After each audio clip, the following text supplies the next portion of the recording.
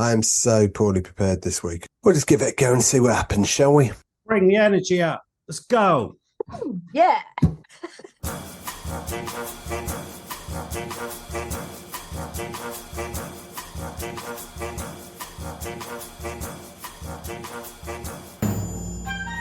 Hello and welcome to Everything's Fine, probably the podcast equivalent of finding a tenner in an old pair of jeans only to realise is actually just lint. But hey, it's good lint. I'm Jim. I'm joined as ever by Shelley and Stu, and we're here with your weekly antidote to bad news. Think of us as the multivitamins for your mental health, if multivitamins occasionally swore and forgot what they were talking about halfway through. Stu, Shelley, how are you both this week? Good. Oh, guess what I've done? This is genius. Is it something to do with cats? Kind of, yeah. I've left the window behind me open.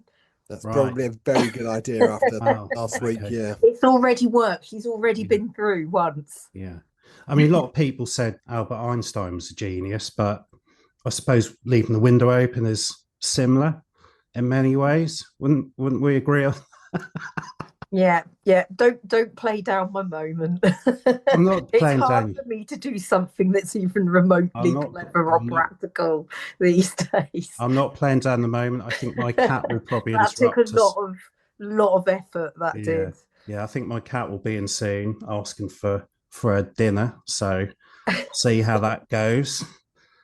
Excellent. So that took less than a minute this week for you two to start bickering. We're not bickering. We're I think just that's a new chatting. record. Well done. We're just chatting.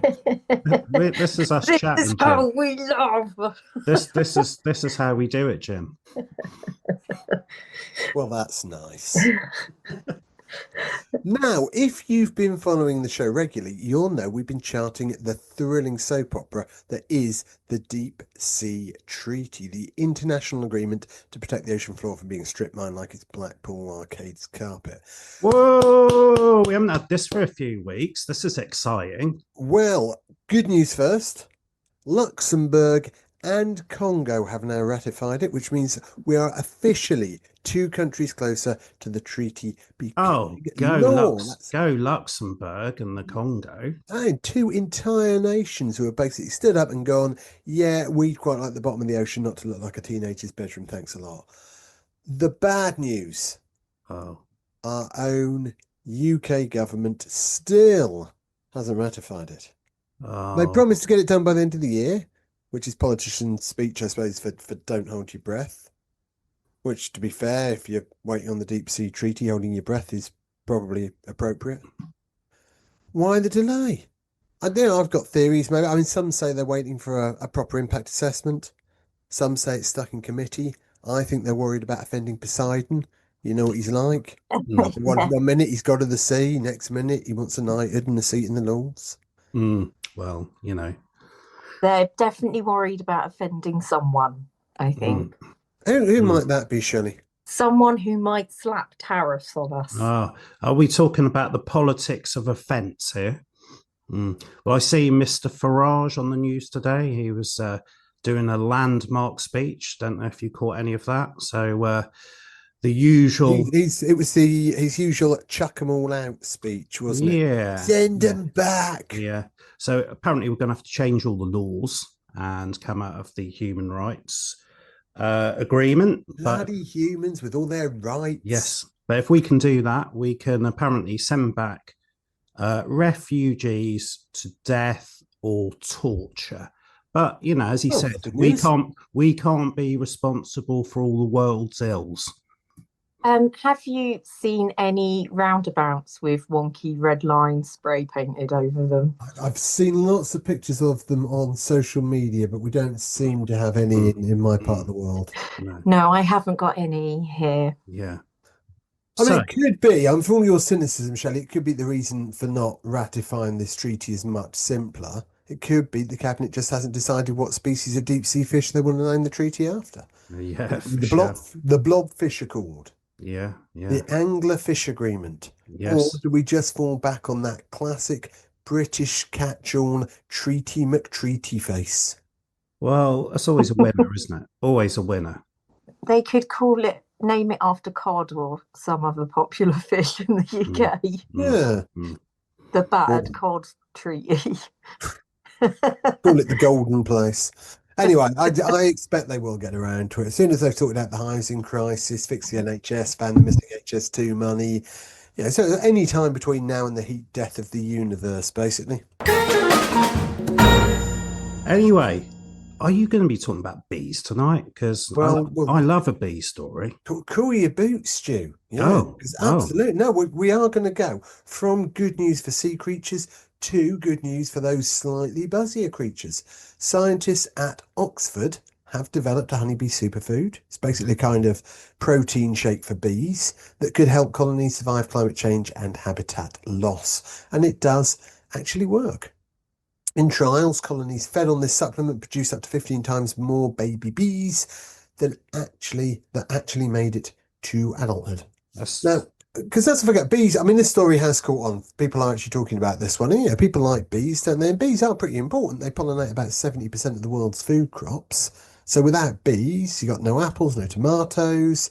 Worst of all, no gin and tonic with cucumber. Truly apocalyptic stuff. Well, I think if you want to look at the fate of human beings, you always look at the bees. Always look at the bees. I just like that, it was just when you mentioned baby bees, and then I just drifted off. Then like, oh, baby bees, how cute. Bless you. Bob, baby bees. Hmm. We make that catch on? That be a Well, thing? yeah. Anyway, look, what's been happening up till now is that when pollen runs low, beekeepers have been feeding bees stuff that's, I mean, it's like the insect equivalent of a pot noodle. Sugar, water, and protein flour. So it's fine at a pinch, but it's actually about as nutritious as a 2 a.m. kebab. Imagine Have trying to you survive the winter on nothing but pot noodle and Monster Munch, which was basically my entire diet in my 20s. So I can confirm it's not ideal. So, Shelley, you were about to say. have you seen those little bee rescue kits you can buy, bee first aid kits? And it's Yeah, I have I seen have those on not. social little media. key Yeah. rings that have got sugar water in them. So if you see a bee struggling, you can just give it a little drop of sugar water. Oh, how adorable is that? Mm. So a few years ago in my house, upstairs, I've got an old fireplace and it had a small hole in it. And one day, a whole colony of bees escaped into my house, but they were kind of tired and dozy, and there was just like a rug full of bees on the floor. So I was like, I had to scoop them up with a spade, and I was just scooping them out of the windows. But then after a while, they became agitated, and I got stung on my lip, got stung on my face, on my eyelid. Honestly, 300, 400 bees all buzzing around in my house.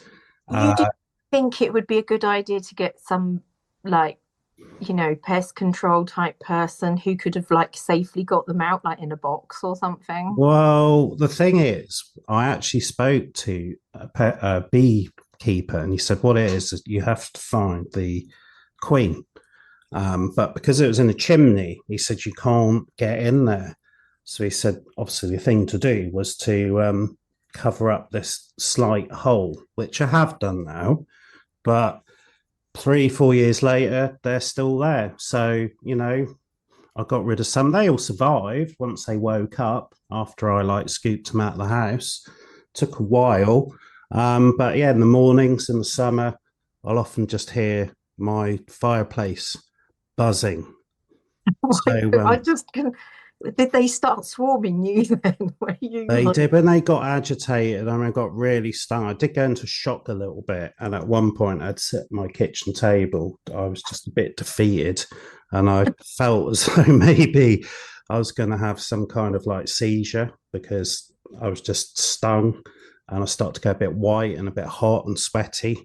But obviously didn't want to damage them too much because everyone loves a bee. But wow, there was a lot. There was a lot in my house. I've never seen such a thing. That was quite dramatic. I don't know if it was just me, Shelley, or whether you got this as well, but when that story started, right to the point of getting stung, I mean, I just thought there was a punchline coming. I assumed this was a joke.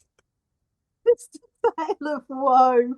You're just shoveling bees up, and then what were you surprised when they got agitated? Jar of bees, and they all turned on you. The thing is, what could you do? I mean, honestly, you wouldn't. I've never seen bees like in a kind of, in a carpet shape before, where scooping up just hundreds of bees at a time. And I had my sash window open, so I was just like shoveling them out the window, and then they didn't like it after a while. No, you wouldn't really, would you? Well, that's when I got stung.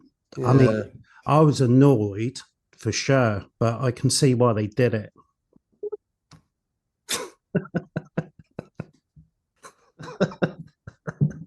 Oh, what? Where are we in proceedings? That's really the way that I saw this crying. going. Shall I try and take us back to the story now, or shall we just move on? Oh, well done, Jim. You've really upset Stu. You thought that was a nice story. That was really insensitive. Like I said, bees are popular. Everyone's got a story. I mean, I don't know if they have quite like that. Let's get back to this new bee superfood. Okay, so it's apparently, right, it's got all the nutrients they need. It's got your sterols, which until now have been almost impossible to make in labs. The Oxford team cracked it by engineering yeast to produce exactly the sterols that bees require. Professor Geraldine Wright, who led the research, has described it as a huge accomplishment, and she's right. Because it turns out that when bees have a proper balanced diet, they don't just survive, they thrive. So we still need larger trials for this superfood. As little as 2 years, though, in as little as 2 years, this bee superfood could be available to farmers and beekeepers, which is brilliant. Because beekeepers in the UK have been having a rough time. One chap in Cardiff lost 75% of his colonies last year. I mean, it's heartbreaking, but it does also raise the question, where did they go? Did they all just vanish into thin air? Where do they go? I don't know. Were they recruited by MI5 maybe for a covert honey-based surveillance? I'm really sorry, but I was trying to sip my coffee and I started thinking about Stu being stalked by bees again. And then I just laughed all my coffee into my face. I think that's probably karma. I just need to clean my glasses. Okay, you crack on with that. I'll crack on with this. So yes, to try and sum up and get through this as best we can, bees now have their own superfood, protein, shakes, supplements, complete nutrition, the full works. They're about to turn into tiny little gym bros. And honestly, it's about time they got the help, because without these, we are, as Stu's mentioned, we are in serious trouble. Without them, lots of stuff collapses, humanity collapses. But with bees on protein shakes, we might just stand a chance of getting through the next apocalypse with strawberries, cider, and actual meals instead of just beige nutrient paste. So the message is, bees are back, baby, healthier and stronger.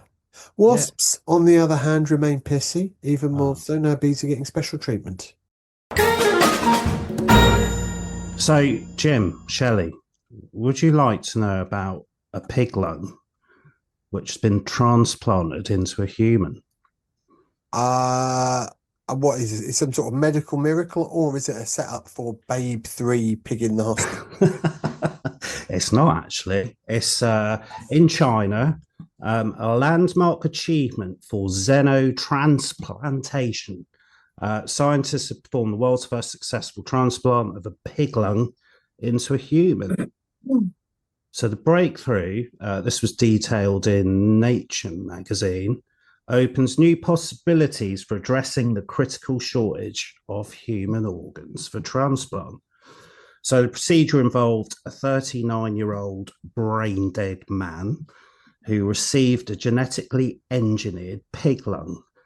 The lung with its genes, they were also modified, so they were more compatible with the human body, and also to reduce the immune rejection, which is always a big problem, isn't it, with transplants, remain viable and functional for 9 days.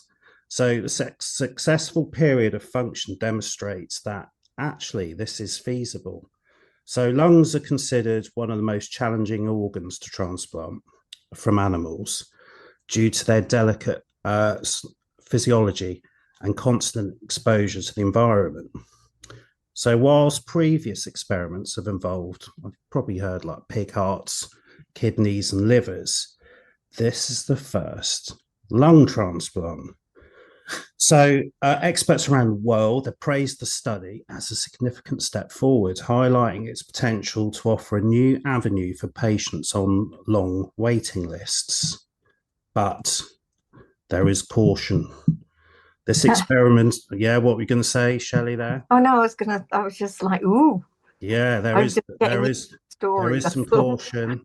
This experiment was limited to a single case in a brain dead patient. So further research, of course, is going to be necessary. So the transplanted pig lung maintained viability and functionality for 9 days without major rejection or infection. So this breakthrough, as we said, could offer a solution to the critical shortage of donor organs, because many patients die whilst waiting for suitable organs. And did you know there are about 150 patients waiting for a lung transplant in Britain each year? But many of the organs donated are not suitable due to illness or smoking or vaping. Because pigs are raised as a food source, their organs could one day also be available on demand for transplants. So what do we think about that? There's a couple of things really that occurred to me. I mean, you said it's a medical milestone, but let's be honest, it's also the first step towards creating the world's worst Peppa Pig spin-off. I'm a bit concerned. One day we might all be walking around part pig. Will that make bacon sandwiches officially cannibalism? Yeah, well, it will. Would that put you off? Nah, it's worth it. It's not very good for veganism though, is it? And the message that because if you're as vegans are sort of, saying don't farm animals because it's bad for the environment. But then if you're farming animals and then also using them for organ transplant, I think, for anybody who is absolutely desperately waiting for an organ though, I mean, it will be healthier. And if you're kind of engineering the pigs for food anyway, then you can also harvest the organs at the same time to use for these lung transplants. I mean, ethically, it raises a number of questions, doesn't it? But it's certainly interesting. Now, look, we couldn't cover animal stories without Shelley bringing something about cats. So what heartwarming, Moggy-related news have you got for us this week, Shelley?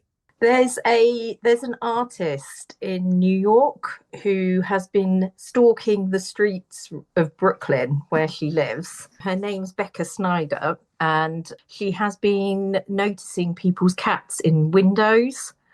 And because she's an artist, she's started painting people's cats, and then she gives the painting of the cat to the owners, and with a card in it saying who she is and with her contact details. So they'll suddenly come home and find this surprise gift on their doorstep from her with a lovely painting of their cat in it. It's nice the surprise gifts that your cat leaves you when you come home, isn't it? Yeah, it's not from the cat, it's from a fan of cats. But she's ended up actually making friends with people through doing it. It's sort of quite a nice community story, I feel, in a way. But also the other thing I really liked about it was she was also using the cat surroundings to kind of theme some of the paintings that she did. For example, there was a cat in an apartment above a sushi restaurant, so she painted the picture of the cat with it coming out of a piece of sushi. It's it's in the middle, Sorry, I'm saying I can see Jim's face, and he's pulling all these really confused. No, I'm not confused. Well, I get the concept, but yeah, I get the concept. I think it's a good thing to do, isn't it? Someone leaves you a surprise gift, you come home, go, oh, that's amazing, thank you very much, get in touch with them, and it's that whole passing on a good deed, isn't it? Yeah. So, I think that's a great thing to do. You Yeah, can absolutely. buy her artwork as well. But just be warned, if you see any of her artwork on Temu, do not buy it, because they have not asked her permission. They So what was her ripped name again? off. What was the artist? It's Becca Schneider, and her little shop is called Becca by Hand. And Okay. so she is on Etsy, and also, I mean, I'll share her little video through our socials, and you can get a link to her business. And she also does little hand painted cat pendants. So you can send her a photo of your cat, and she will paint it into a little pendant for you. How many of those do you now have, Shelley? Well, I looked at the price, and they're £91 each. So okay. zero. I just thought it was just very lovely. No, it's a lovely act of kindness, but it's also how cults start. And today it's all cat portraits. Tomorrow it's worshipping the great tabby in the sky. Oh, do you know, I feel really worn out after laughing about the whole bee thing. Isn't it really hard? It's tiring at the end of the day, isn't it? Talking about. Speaking of things that are tiring, yeah, let's talk about fitness, and let's talk about the importance of getting our 10,000 steps a day. Is that correct, Stu? Well, it isn't. It isn't actually, and this is my kind of good news. My kind of good news exercise. So this is for people who don't complete 10,000 steps a day. So Dr. Murray Houston, in a significant breakthrough in a major study, has found where the biggest health gains are made, and it's not 10,000 steps a day. New study finds all you need is 7,000. So for years, the 10,000 step daily goal has been the benchmark for fitness trackers everywhere. You can't go to work these days without people saying, oh, God, I've done 8,000 steps today, 9,000 steps. I'm going to 12,000 steps. It's like the runners, isn't it? When they keep telling you how far they've run, everyone telling you about how many steps they've done. But where did this number come from? It wasn't from decades of scientific research, but it was from someone. It was a 1960s Japanese marketing campaign. Thank you, Shelley. I'm going to say this again in a minute, but how do you say it? Is it a pedometer or a pedometer? A pedometer, definitely not a pedometer. No. I don't know what that is, but it'd be for something very different. What is it? A pedometer? Pedometer. Right. Okay, I'm not going to say pedometer then. A pedometer. Right. Okay. So tell us about pedometers, Stu. Oh, a pedometer company called Yamasa wanted to cash in on the 1964 Tokyo Olympics fever. So it launched a device called Mampo Gai, literally 10,000 steps meter. Catchy name. What was it called again? It was called Mampo Ki. So literally 10,000 steps meter. The Japanese character for 10,000 resembles a walking person, while 10,000 itself is a memorable round number. At that number, there was no robust evidence for ever a target of 10,000 steps made any difference at all. But it was just a clever marketing choice that stuck.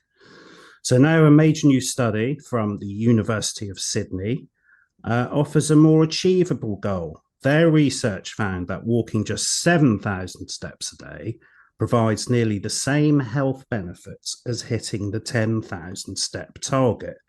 So people who completed 7,000 daily steps had a 47% lower risk of dying prematurely compared to those who walked only 2,000 steps. This benefit was almost identical to the one seen at 10,000 steps, suggesting that the most significant health gains occur at the lower threshold. So the comprehensive study, which reviewed the impact of daily step counts on the risk of death from cardiovascular disease, cancer, diabetes, dementia, and depression, found that even small increases matter. So just moving from 2,000 to 4,000 steps a day, for example, reduced the risk of early death by 36%. So the research also noted that most steps come from everyday activities and not just structured exercise.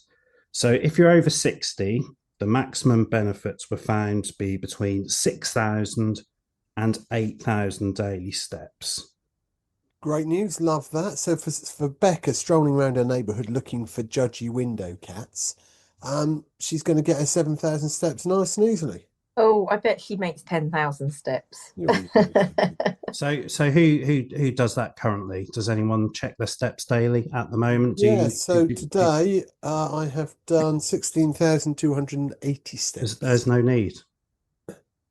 Well, I did it anyway. It's because I started the day with a 10k run. Well, there's no need. 10k, how do you have time? Well, it didn't take that long, does it? So it's less than an hour. Yeah, but there's no benefit to that. What? There's no benefit to me doing this run. Yeah, you're completely wasting your time. You're wasting your time. I don't know. I'm 2 stone lighter than I was 6 months ago, so I disagree. Well, not according to the Sydney University of Research. Yeah, I might see what Bath have got to say on the topic. Let's stay with health stories. Shelley. I have to really try and pull myself together now and focus and stop thinking about Stu being attacked by bees, because actually this is quite a sensitive topip for some people. And okay, all right. Let's clear our thoughts, and here we go. Time for some adulting, people. Come on, we can do this.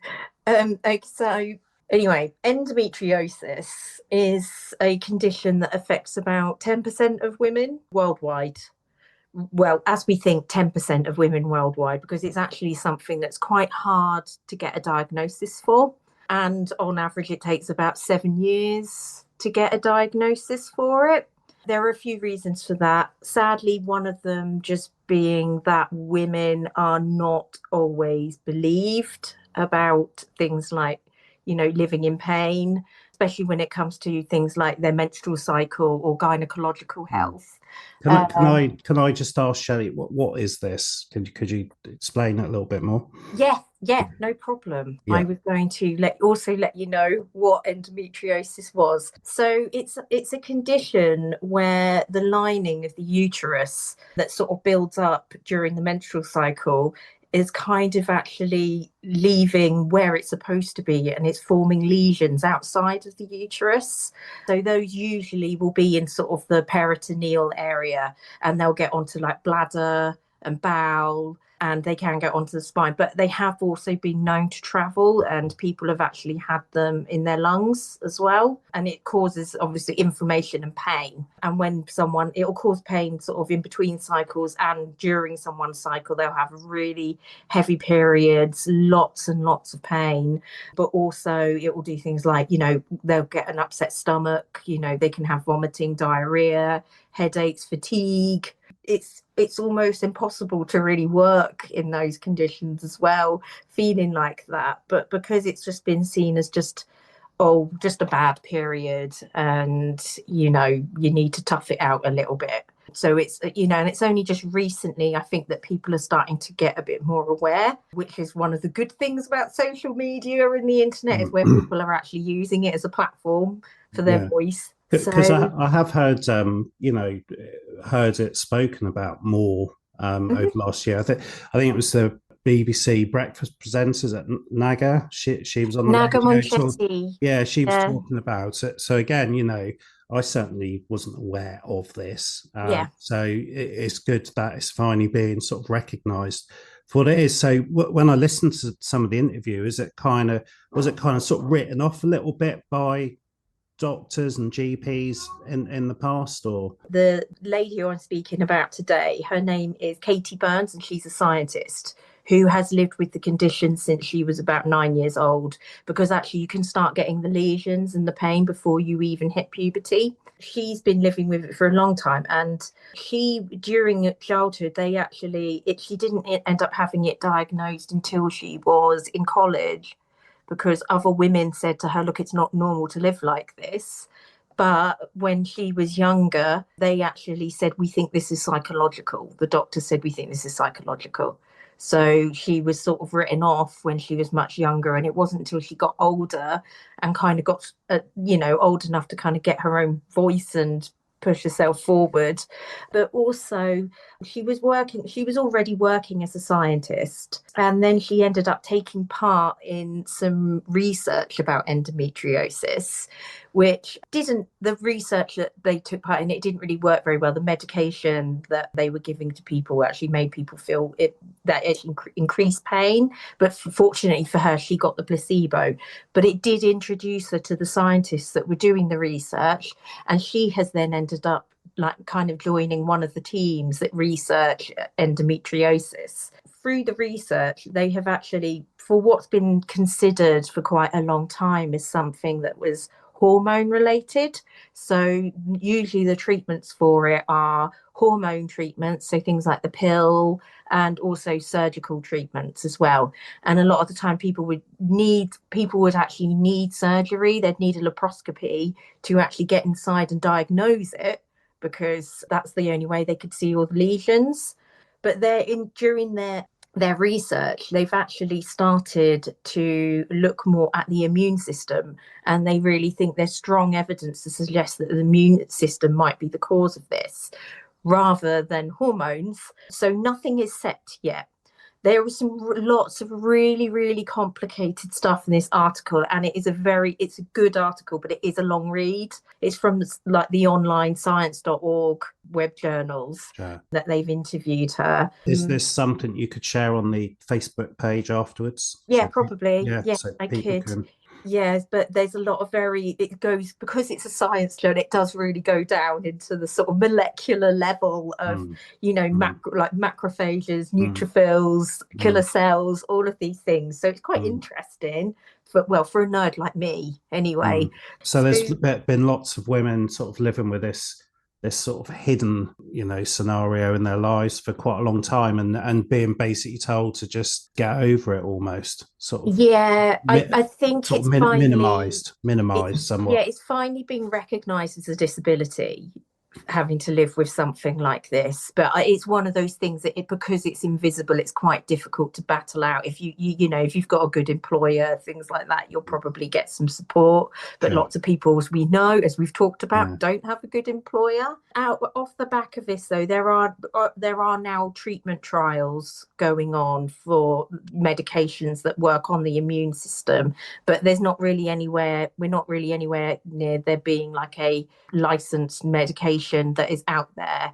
But they are looking into it now. Research is happening, so hopefully without funding cuts, if they can, but it will get somewhere. But there are scientists out there who are battling really, really hard for people who are living with this condition and doing some amazing work. So hopefully that there is, some positivity to come out of this in the end. This week, across England, Wales and Northern Ireland, teenagers picked up their GCSE results. It's that magical time of year when 16-year-olds discover whether they'll be heading towards university, apprenticeships, or simply a career of sighing heavily while making frappuccinos. But buried among the collective sighs of relief and the odd panic about resits was some genuinely good news. The gender gap in grades is finally narrowing. For years, boys have lagged behind girls academically, particularly in core subjects like English, maths, and remembering to bring a pen. But this year's results showed boys catching up. Almost 20% of them managed a grade 7 or higher, compared to about 25% of girls. And that's the closest that the gap's been since the year 2000, which, I mean, let's be honest here, most of these students think of that as ancient history, like the Tudors or dial-up internet. And it's not because girls are doing worse, boys are just doing better. Apparently someone's finally told them that Minecraft doesn't count towards the UCAS points. Girls' results, on the other hand, are flatlined, and some say that's down to youth mental health, particularly the impact of social media, which does make sense. If I had to scroll through TikTok every day, being told that I need a side hustle and whatever else, I'll probably forget my quadratic equations too. But schools are now fighting back. They're banning phones in classrooms, which is brilliant because teenagers definitely respect rules about phones. You know, if you tell a 15-year-old to put their phone down, they'll absolutely immediately comply without rolling their eyes so hard you could hear it echo down a corridor. Or having a full breakdown about it and Yeah. screaming at you. That doesn't happen either. No, none of that ever happens. I think, yeah, we can celebrate this for what it is. It's genuine progress. Boys are catching up. Girls are holding steady. More young people of all genders are leaving school with decent qualifications, which means hopefully a better shot at jobs, futures, and God, who knows? Maybe we could even have a functioning government by 2050. It's better though than the stories that they always seem to have every year. Like if like GCSE or A level results improved, the news would always suddenly go, "Oh, they've done better this year. Is that because they're getting easier?" And then kind of just sort of dismiss everyone's achievement with just this same Yeah. headline every year. Have you considered the reason they're not saying that this year is because the boys have done better? Ooh, the So plot Guessing this is to do with the thickens. patriarchy, Stu. just throw that in the mix. But I think it's like any stats, isn't it? This is based on 1 year. So let's see next year and the year after to see if it is a trend or it's a bit of an outlier. But in itself, it's good news, isn't it? That boys are closing the gap. Be interesting to know what's underneath that, and obviously we don't know yet because obviously that's just been released. But yeah, interesting. Like you mentioned, social media, mental health. That there's a lot of factors, aren't there, which are driving those scores, and the youth are under a lot of pressure these days. Social media, lack of jobs, future, and so on and so forth. But in itself, that's really good news. So let's take a look at that one again next year also. I'll make a note.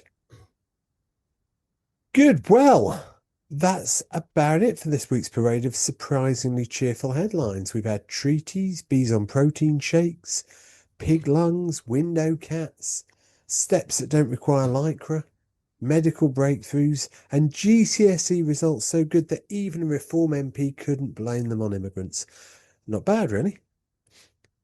Let's do the embarrassing bit now, the begging. Yes, please like, share, subscribe, you know the drill. Smash that button like it said something rude about your mum. Tell your friends, tell your nan, tell the bloke in front of you at Greg's. Every little helps, as Tesco nearly said about podcasts. We're on all the socials too, Instagram, Facebook, TikTok, even Threads if you can be bothered to look there. Follow us on any of those platforms for stuff. I mean, there's not much of it, but it's quality, not quantity, right? Join us again. Come on, Jim, sell it.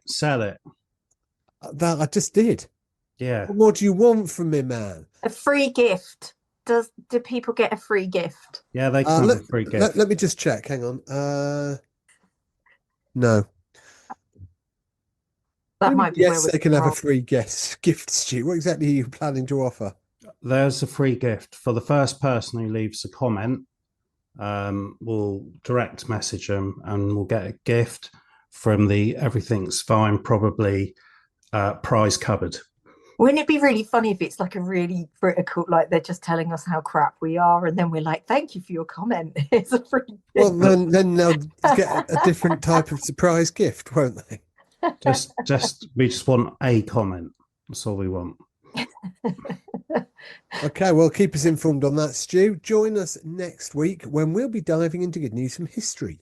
Stories from the past that are still paying off today, because apparently not all history was plagues, wars, and Henry VIII's midlife crises. Who knew? Until then, stay happy, stay positive, and if you're finding that difficult, just remember, everything's fine. Probably.